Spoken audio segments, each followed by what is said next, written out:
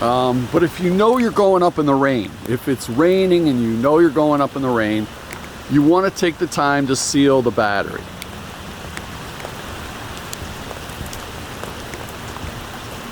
All you got to do is just take your 2 fingers and just make sure that there's no gaps. Right here in the back, make sure that's tight.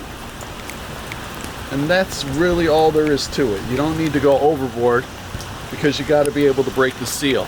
So you just want to make sure that it's going to stay for 30 minutes on your drone. That's the key. It has to keep the battery sealed. The power button is the same way. So we're just hanging out in the rain. Hopefully we'll get maybe a little bit of lightning would be nice. So I didn't get the storm I was looking for, and the rain was just kind of constant drizzle. So what I did was I put the rescue jacket on and decided to just float in the river and fly down the river a little bit, and then took it for a little bit of a long distance flight to see how stable the rescue jacket is after it was submerged in the water. So that's what I'm doing now. I'm just flying down the river a little bit and seeing if the extra weight of the water in the rescue jacket is really going to affect it at all. So we'll see what happens here. It's still raining. It's raining a little bit harder. You can just look at the river to get an idea of the rain. And then in a little bit here, I'm just going to go up and out over the trees really slow to see if it's going to maintain a stable picture. And I've tested it in a lot of different ways, but I never really tested it going slow. So this is kind of my first test on that.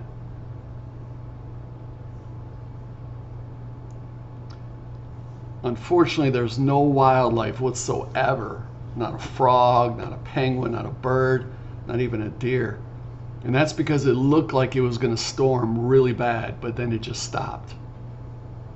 And the clouds started clearing up pretty quick. So this is a good stable flight right there. I decided to come all the way back and take the longest flight I possibly could. And that's what you're seeing right here. So the raindrops are still coming down. The rescue jacket's holding stable.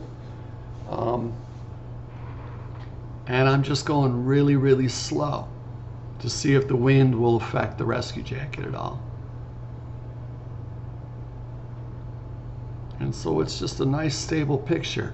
There might be a couple drops on the lens. I don't really see them yet, but there could be. But you could see the lens is picking up the rain, so it's coming down decent. And I'm just going nice and slow, looking for any abnormalities in the lens, any kind of vibration, anything that would be out of the ordinary that I've not seen before. And this looks good here. So I decide I'm going to hover over the tree just for a few minutes. Actually more like a few seconds, to see if anything happens.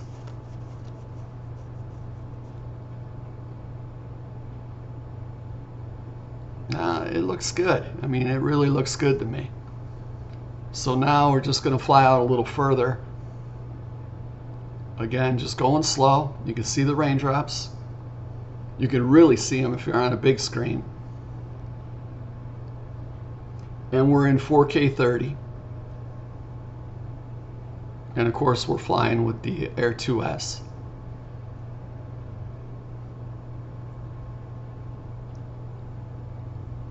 So the rain's coming down still, just stable. It's been like this all day.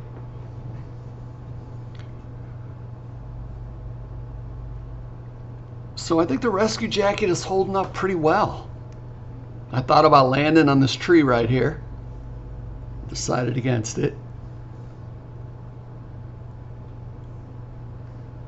Not landing, but just coming really down low with the rescue jacket. And so here's the picture for the day.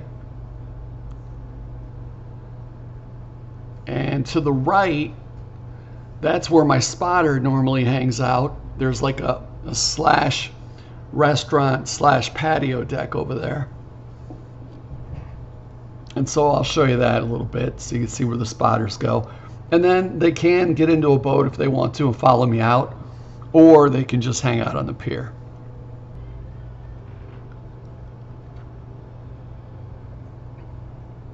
So to the right here is a lounge slash patio deck.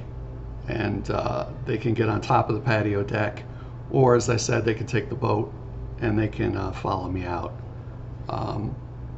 I usually don't go out any further than about 6,000 feet, and at 8,000 feet I got a geofence, so I just stay within that particular area. And this is basically the best shot of the day right here. You can see Cleveland in the background. Those hotel right there, that's not a hotel, the apartment complex. That's the geofence right there. I cannot go any further than the pier that's in front of that. And if I try taking off on the pier, I can't go. It simply will not let me move. So the geofence does exactly what it's designed to do.